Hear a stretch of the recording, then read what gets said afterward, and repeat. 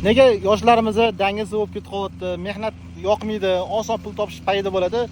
Meni fikrimcha, qiyinchilik ko'rmagan, mehnat qilmagan bolalar faqat oson hayot, ya'ni yegan oldida, yemagan ortida bo'lgan bolalarni tushunaman. O'g'limni olib kelganman. Gazon o'rishni yaxshi ko'radi. Bu ham misol uchun o'qiydi, sinf maktabga boradi. O'zini alohida qo'shimcha darslari bor. Va shu o'rinda bekorchi bo'lgan paytda gazon o'rgani dalaga olib keldim. Ozgina o'ynaydi, charchadim deb. Flavislarni ichadi. Charchabsan-a?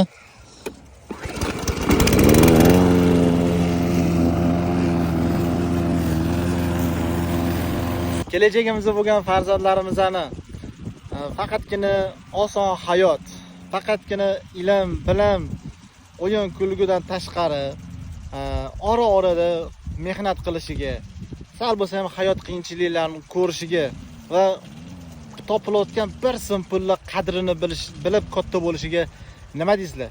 Fikringizni kommentariyada yozib ketinglar va bu videoni farzandi bor ota-onalarga yuborib qo'yinglar.